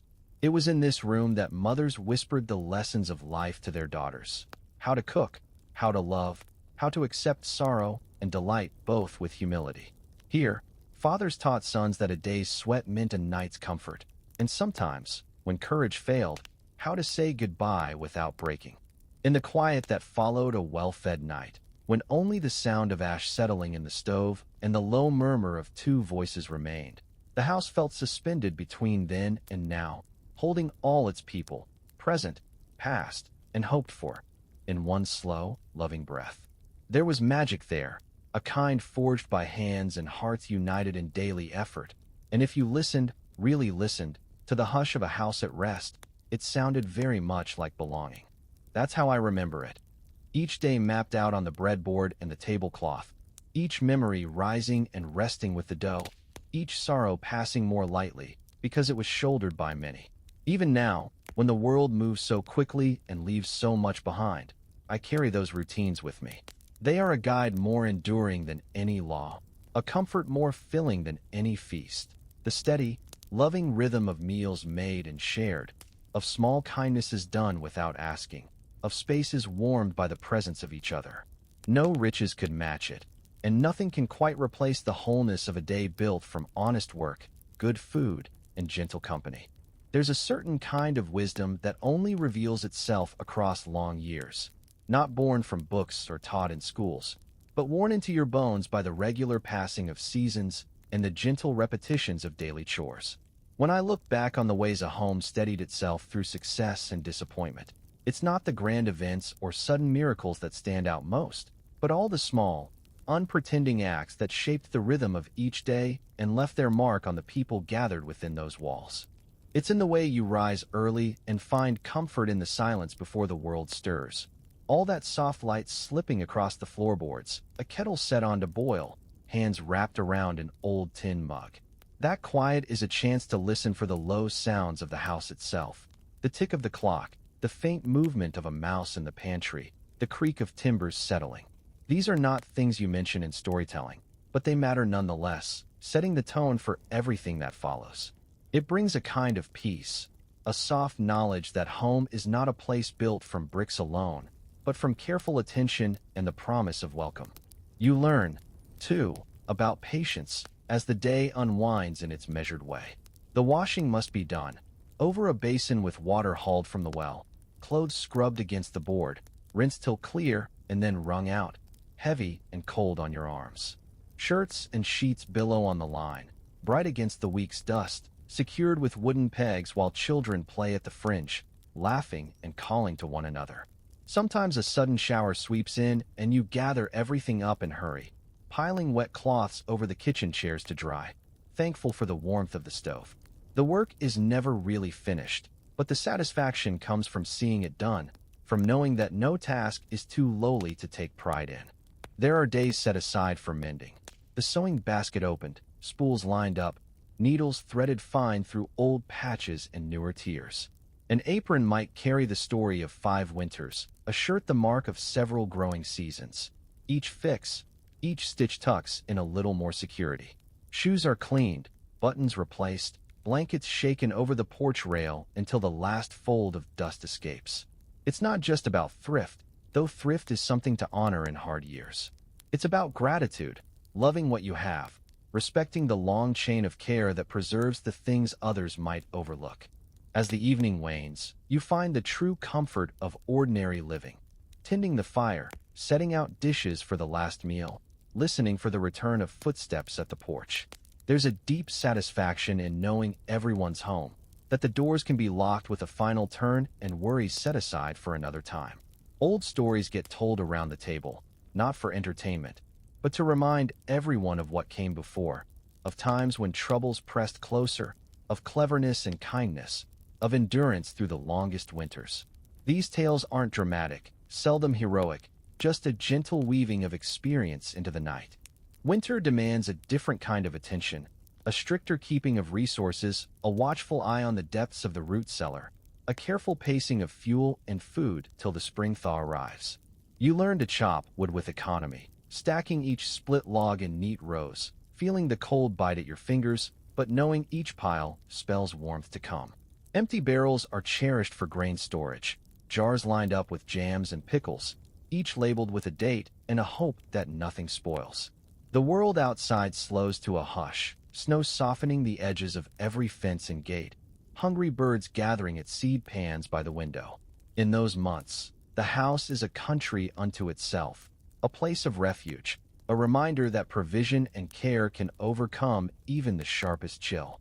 Spring brings its own work, patching the roof where ice broke the shingles, tuning up tools for planting, tending to sick animals who barely made it through storms and hunger.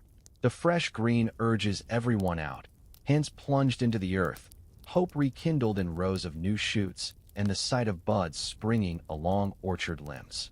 There's a joy in small things. The first onion picked and tasted right from the garden, the arrival of a stray cat, the laughter that follows when someone tumbles in the mud.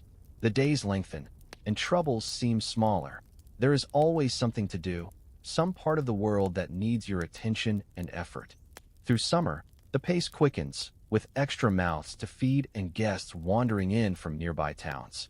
Young ones run barefoot from dawn to dusk, their shouts echoing from field to porch. Work multiplies. There are fences to fix, barns to repair, animals to mind, and 1,000 bits of business to weave into every hour. But there's always time for kindness. Lemonade made from the last of the sugar, cool water from the well, shade found beneath the biggest tree, a pie baked extra for sharing. Parties spring up with little warning. Folks gathering to play music, dance in the dust, catch up on the news. Laughter drifts through the open windows, reminding everyone that the goodness of life rests as much in company as in accomplishment. As the light shortens once more and autumn presses in, household routines gather back towards the hearth.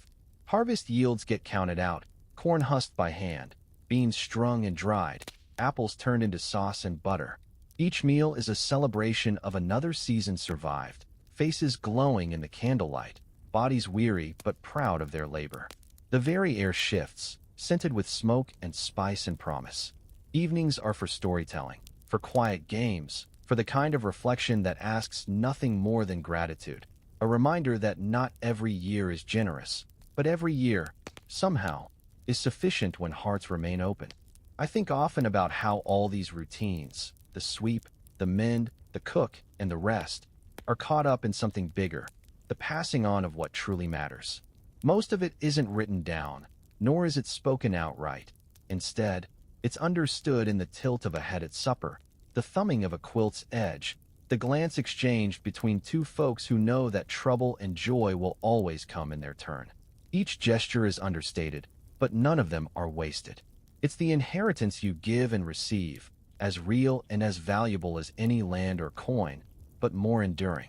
It's in such patterns that I see the shape of a good life. A life not measured by glory or wealth, but by the steady, reliable beat of living together, caring for the land, and respecting the old wisdom that the smallest things, faithfully maintained, will hold against hardship and change. These habits make the foundation for everything else. A safe place to land when joy fades, a sturdy framework for happiness when times are good. And so the world goes, season after season, year after year, with new faces appearing and old ones fading, each generation laying its particular touch on the routines taught and practiced. Sometimes the patterns shift, a new technology, a clever fix for an old problem, but the heart remains. People rise, work, eat, sleep, tell stories, and keep each other company, weaving a tapestry out of all the ordinary days strung together. I remember rainy afternoons spent shelling peas for the pot, sunlight lifting dust motes in the parlor while bread cooled on the sill. I remember laughter breaking out over failed recipes and the consolation of knowing you could always start again, mistakes forgiven as a matter of course. The peacemaking that follows sharp words at the end of a long day, the comfort exchanged between two hands washed in the same basin. All these small things add up to a world that feels solid and safe, even when hardship looms. There's no secret to a contented life, no shortcut worth taking. It's the slow accumulation of moments, those steady routines, the complications smoothed by shared knowledge, the willingness to do for others even when it feels like you have little left for yourself. That's what keeps a home together. It's the generosity of time, the gentleness of laughter, the quiet persistence through years of storms and sun. If you asked me what endures, what truly survives, I'd say it's the simple rituals, the baking of bread, the careful mending, the setting of a table where everyone sits close, the lighting of a lamp against the evening. And the words spoken at the end of such a day, whether prayer or story or silence, are what bind together every piece of experience into belonging. I find that as I grow older, I carry these patterns with me, guiding each decision and reaction, offering comfort when the world seems torn by haste or confusion. The rituals of home remain. The bread baked slowly, the letters sent thoughtfully, the songs passed down from voice to voice, all reminding that whatever changes, the heart's business is steady and sure. This is how I remember those days. Warm, real, woven through with plain living and gentle wisdom. It's not the excitement of newness that carries you forward, but the reassurance that each day will flower into the next, rooted by the routines and kindnesses that have always lasted, stretching backward as far as anyone can remember, and forward as long as love remains. There's something steadying in remembering a world shaped mostly by hands. Careful, roughened hands that measured out the shape of a day, the promise of morning, and the growing weight of evening. Those days, as I recall, ran on the power of bodies and often on the softer strength of patience. Every corner of the home was built and mended by those hands. Every pattern in the garden laid out with the same open hope. The older I get, the more I realize the things we did were not just about food and shelter. They were about building a place that held together, no matter what storms or quiet disappointments came through the door. When you wake with purpose, there's a calm that follows, even if the weather is foul or the work seems endless. Sometimes a morning would find you bent over a cracked floorboard, fitting it back into place after it curled in the damp, or kneeling at the skirts of a barn wall, patting loose earth around the posts so the wind wouldn't take them. The satisfaction in such quiet repairs was never just in seeing the problem fixed. It was in the knowledge that you could make things whole again, in your own way, with what you had. Work in those years meant mending as much as making, patching leaks in the roof with tar and hope, stretching a few nails over too many boards, cutting thin wood for extra shelves, 1,000 small jobs that filled up the hours between meals and rest. Life wasn't all struggle. Sometimes the day brightened for no particular reason, the weather breaking after a long spell of rain, children pulling you outside to show how the apple blossoms threw pink light across the orchard, neighbors passing with word about a newborn calf or the price of wheat in town. There was singing, too, not only on holidays but on any day when the chores lent themselves to a shared tune. You might find yourself humming as you split kindling, the notes tangled in the rhythm of your work, or hear a voice pick up a line as dishes were scraped and stacked after supper. Even in the busiest stretches, there were moments of pause that filled themselves up without any effort. A cup of tea taken out onto the porch, boots kicked off and feet swung lazy over the edge, the sun setting behind the barn, burning gold to purple as the birds slipped home. For a time, you'd let your mind drift as far as it wanted, maybe back to your own childhood, to the games played in the hayloft or the feel of your father's steady hand guiding the plow. These bits of memory handed down through family were welcome company. Old stories, half remembered, still found a way to seem fresh on evenings when all the world seemed quiet. It's funny how strength finds you in the absence of excitement. I've known plenty of folks whose greatest joys were the simplest: getting the last of the laundry dry before a shower, finding the first ripe tomato, sitting for a while with a friend, and letting the talk flow where it would. Children grew up slowly, in a world that gave them tasks before it gave them answers, and I watched as they learned how to tie knots for the fence, repair a broken hinge, knead dough until their arms ached, their faces going serious before finally breaking into wide grins. There were hard years, of course. Poor harvests brought worry, and illness often moved in without warning. The cough that lingered too long, the fever that swept through after an early thaw. The family would take turns at the bedside, boiling water for compresses, whispering hopes when someone slipped deep into sleep. Neighbors came by with soups, advice, prayers that might be plain-spoken but always heartfelt. When loss came, the world narrowed for a while. A hush pressed down on every hour. But still, you got up, picked up the thread of the day, holding tight to the rituals that declared the house was intact, the future unwinding itself one day at a time. Joy, too, threaded its way through the leanest years. Weddings brought singing and dancing. Even if most gifts were practical, handmade blankets, a roast saved from the last pig, a pitcher glazed blue and filled with wildflowers. Children's birthdays meant paper-wrapped sweets, apple cake shared with neighbors, candles blown out on a pie baked from scratch. It never mattered much what was lacking. so long as the spirit in the house rose a bit above the troubles. Some evenings, especially when autumn lit up the woods outside, a kind of warmth settled that felt deeper than any fire you could build. The house rhymed with cold, the quilt pulled up high, and the shared breath of sleep hanging still and soft. I'd listen to the creek move under ice, the trees creaking in the wind, and know that the family was gathered close, each one carrying their piece of patience and hope. There's a bond in winter that feels indestructible, born of eating together, working together, weathering worry together. Spring was always a collective sigh. The windows cracked open, the floors mopped so that the dullness of cold mud and soot was replaced by sunlight on washed boards. We tidied up, patched fences, set aside seed for planting, marked out days for visiting market and bringing home what was needed. Even the chickens seemed to know the change, scratching lively in the yard, feathers caught by gusts that sent last year's leaves tumbling. Market days themselves were their own renewal. The world seemed to expand, with people coming in from far off, wagons loaded high, voices layering over each other in friendly competition. Baskets of eggs, jars of honey, bolts of rough cloth all swapped for the needs of the season. Children ran wild, carrying word of new arrivals, their pockets filled with trinkets or a few coins earned for the treat of penny candy. Gossip crisscrossed the square, laughter stood bright in the shadow of the church, and business was sealed with nothing stronger than a handshake and the memory of trust. Homecoming from the market meant the kitchen filled up with fresh talk, new plans, a shifting in the pantry as jars and sacks found their place. Old recipes shared, new ones tested without ceremony, meals set out as prizes for the week's best trades.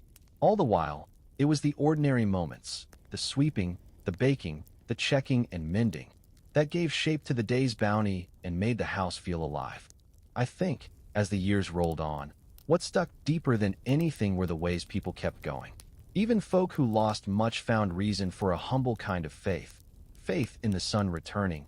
Faith in the value of every small task persisted at. Faith not always voiced, but always felt in the laying out of supper or the lighting of a lamp. Sometimes it was hard to say whether the comfort came from bread or from the hands that broke it, whether it was in the warmth of the stove or the closeness of those gathered round it. But I suspect it was both, because one without the other would never quite mean enough. For the children grown and gone, the memory faded slow, replaced in time by the sound and rhythm of newer places. Still, when they came back, you could see them drawn first to the familiar, checking for the old wooden spoon, the faded tablecloth, the quilt mended so many times. There's a rare kind of peace in seeing what stayed the same. Even when faces changed, or rooms were painted, or trees fell in summer storms, the backbone of routine held everything together. Guests at the table, neighbors, sometimes strangers, were greeted with the same kindness as kin. Nobody went hungry if it could be helped. Nobody was left alone at night unless they wished it. Gifts weren't grand, but every bowl of soup, every patched sock meant something remembered and intended. Kindness wasn't a holiday gesture, but a daily practice, eased into the work and rest of living. When days turned dark with sorrow or uncertainty, the house became refuge, a place where you could sit quiet and wait, knowing that, whatever the news, the bread would rise in the oven, the lamp would glow a little longer, and tomorrow there would be chores ready for hands willing to lift the burden. Looking back, I can still feel the shape of those days, steady, rhythmic, plain. The world outside could be wild or cruel, but inside, routine made even the smallest moments count. That's what I carry with me. The unbroken thread of mornings begun in quiet, days filled with work and laughter, evenings gathered in the glow of faith, hope quietly seated in every task, the gentleness of hands that built and shared, the certainty that no matter what else changed, love would hold the center firm. Sometimes the passing of years feels almost like the turning of pages in a long, worn book, each day settling atop the last with a gentle weight, every moment layered till the chapters blur into one memory, threaded with 100 voices and 1,000 plain joys. What stands out, after all this time, isn't any one event or set of faces, but the way a life settles into its own quiet shape, built from the ordinary kind of love that you never need to name outright. Looking back, there's a comfort in how the same routines gathered just beneath the surface, connecting us no matter how many seasons or sorrows roll through. What I remember best is the daily shape of family, how everyone moved around each other in a slow, practiced dance, the work divided and shared without fuss. Older children watched younger ones while mothers checked the larder or set bread to rise. Fathers cut wood, patched barn wall, or tended to stubborn machines, the sounds of metal and saw blending with the voices of those still learning and those nearly grown. Evenings found everyone together, drawn first by hunger and then by habit, the table bearing quiet testimony to all the hours spent. Every meal a wordless prayer, every plate scraped a promise of tomorrow. It's the steadiness that mattered, especially in years when the world outside rattled with its own troubles. Not every day was easy. There were seasons that stripped the land bare and winters that pressed hunger into even the best-kept houses. Yet through it all, the home remained, anchored by the slow pattern of work, rest, and company that did more to heal weary hearts than anything you could buy or hope for in books. Kindness became more than opinion. It was woven into the way a porch light lingered after dusk, the way soup was ladled extra deep for a guest, or bread split without favor for each person who came hungry. Growing up in such a house was a study in patience. The youngest learned from watching hands move, how a pot was filled just so with water, how flour sifted soft into dough, how stitches were guided by laughter, not just by rule. There were instructions given, but more often you figured things out by feel. The wisdom passed wordlessly from one pair of hands to the next. If you were lucky, you found your place in the cycle and could see how the smallest effort, tending a lantern, planting a seed, mending a coat, filled up the corners of the home with quiet satisfaction. Neighbors mattered, too, more than anyone let on at the time. Our families lived side by side. Help offered without second thought whenever illness or trouble set in. Gossip handled as gently as a borrowed egg. The bond was found in shared fence repairs, in scraps traded for need or whim, in long walks to market or short visits to console a widow. No one kept strict account of favors. Debts were counted in shared laughter, in heads nodded at the gate on cold mornings, in pies left on doorsteps and hands joined for prayer in hard times. I think sometimes about the evenings spent in wide silence, the fire crackling, the wind sliding across shingles, everyone gathered in a kind of collective hush, each person content in their own way. There were stories, of course, old tales repeated until the youngest could tell them back, fables twisted and stretched without any loss of truth or fondness. The language of that household stretched further than any dictionary. It found expression in the way a quilt was tucked just right for sleep, in the soft closing of a book when eyes got heavy, in the easy grace of a smile shared between two faces worn thin by years of effort but brightened in the glow of company. Chores filled the days, tasks repeated till they faded into ritual. Bread dough kneaded for the third time that week, potatoes peeled and set to boil, laundry hung in rows bright against the turning sky. Each act marked by the rhythm of the body and the clear intention of making the world better, even if only by a degree. The pleasure, when it came, was gentle, not the wild joys of new invention, but the slow pride in seeing work through, in hearing a neighbor praise your harvest, in knowing you'd made a coat last 2 winters longer, or saved a batch of jam from burning to nothing. Children found ways to make their own happiness. Games in the hayloft, races along the creek, secret plans drawn out in whispers beneath the quilts at night. What bound them together wasn't just affection, but the sense that all their small efforts counted, that every chore, every lesson, every gentle correction was a step toward the kind of independence that made grown folks proud. Winter brought its share of mischief. A snow slipped in through a rotten window frame, boots left by the fire to warm, laughter circling through the rooms until everyone found themselves smiling, sometimes for no reason at all. The world outside always crept in, sometimes as a blessing, sometimes as a test. Letters arrived from far-off kin, telling of city life or land carved new in places nobody had seen. News came back from market in waves, prices climbing, harvests threatened, neighbors made sick by an unfamiliar fever. The kitchen became the gathering space, the talk running late into night, candles guttering but refusing to go out until the last word had been weighed. It was here, in the swirl of voices, that sorrow softened, and hope swelled stronger. Never loud, just persistent, resting quietly in every plan hatched and every story told anew. Work and rest moved together like the seasons. In spring, the world seemed to breathe easier, windows thrown open, quilts aired, seeds planted by careful hands, watched over by those hopeful for bounty not yet promised. Summer brought a rush, fields green, barns filled, laughter against the backdrop of old songs sung in the shade. Autumn meant counting blessings and preparing for lean times, the pantry lined with jars and the cellar cool against the sly edge of frost. Winter pressed close, the family retreating into its own warmth, the structure of days stitched tighter by need and kindness. Sometimes, when the year turned harsh, it was simple ritual that preserved us.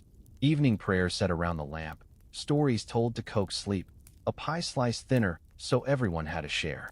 Even grief, when it visited, found gentle company in the pattern of daily life. Tears wiped away by hands busy with work, worries carried together until they grew smaller. Kindness offered not because of wealth, but because it was the only thing that ever made the world lift itself above ordinary trouble. As I grow older, these memories seem more like gifts than anything I ever received wrapped in paper. The past is gentle, seen through the lens of time. It softens even the sharpest disappointments, the hardest hunger. What remains is always the comfort of belonging to a household, a patch of land, a history made up of ordinary gestures and quiet endurance. No one ever called these routines heroic. There was no need, no room for boasting in the daily folding of cloth, the patient sweeping of floors, the measured tone of a voice correcting a mistake. Yet it's under these small acts that a family finds its heart. Nothing wasted, nothing unimportant. When visitors came by and remarked on the warmth or welcome, we knew it wasn't just the food or the fire.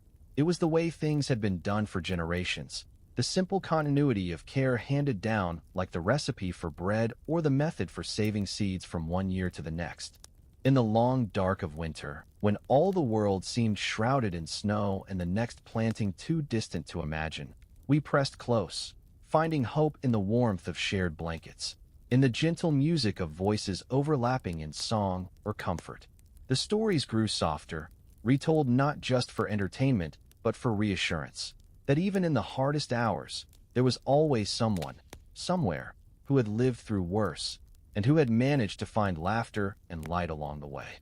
The days, though measured out in tasks and chores, are remembered in the bright moments between. The first apple plucked from a tree grown from an ancestor's hand, the laughter shared when the bread burned and supper turned to porridge, the sound of boots on wood in the early morning, assuring everyone that the world would turn as it always had. In times of plenty, there was gratitude. In times of hunger, there was faith. Through every season, the routines held, promising tomorrow and honoring yesterday. And so the years turn, slow and sure, every day a thread wound tight around the spindle of memory, every kindness an echo, every sorrow a lesson folded in the warmth of company. It isn't the big moments that hold us together, but all the small ones repeated quietly, gifted and received, cherished and passed along. This is what makes home, what makes life gentle, what outlasts every storm.